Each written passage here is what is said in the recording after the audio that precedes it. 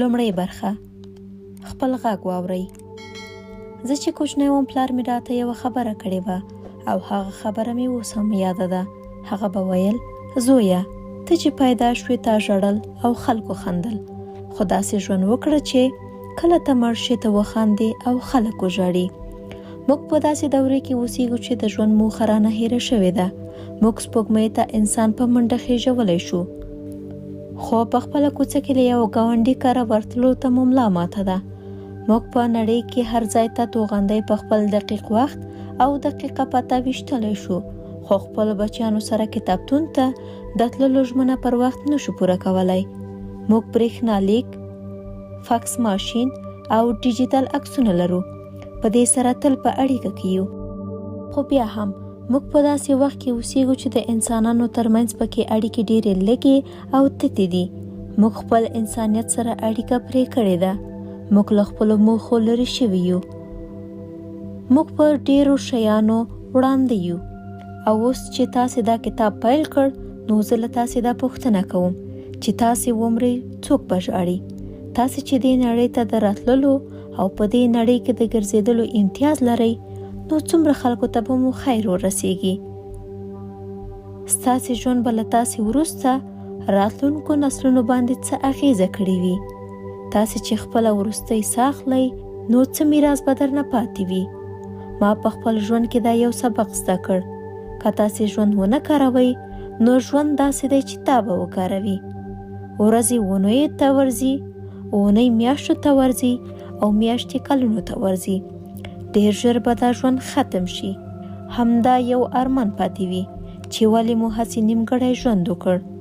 برنادر شاه یې په زنکدن کې وپوښت: که ژوند دې بیرته له سره شي، ته به پکې څه وکړې؟ هغه ژوره حوصله وکړه او ورته یې وویل: زه غواړم هغه کس شم چې ما غوښتل شم، خو نه وم. ما دا کتاب ولیکه چې تاسې سره داسې ونه شي. دا مسلکي ویناوالو په توګه ما ډېر کاري ژوند په شمالي امریکا کې کنفرانسونو ته د وینا پر وخت تیر کړ. له یو ښار نه بل ښار ته تګ او په کاروبار کې د رهبرۍ او بیلابیلو خلکو ته پر ژوند نظریات شریکول مې کار و.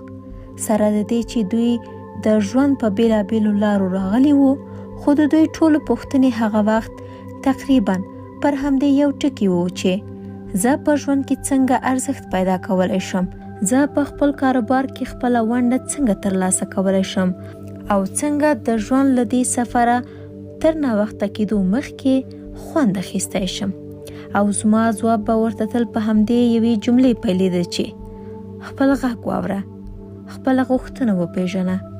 زه په دې باوري یم چې موږ هر یو ځانګړې وړتیاوې لرو او دا وړتیاوې لټول غواړي.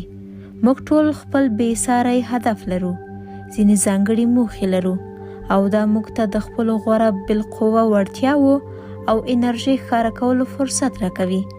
او په دې توګه به موږ د هغو کسانو ژوند ته ارزښت ورکولی شو چې زموږ شاوخوا اوسیږي. خپل غږ لټول په دې معنا نه دی چې تاسې خپله اوسنۍ دنده پرېږدئ. دا په دې معنا ده چې تاسې کار ته ډېر زیات متوجه شئ او په هغو شیانو تمرکز وکړئ چې تاسې یې ښه کولی شئ. دا په دې معنا ده چې تاسې د خپلې خوښې بدلون راوړلو لپاره نور خلکو ته مه په تمه کیږئ.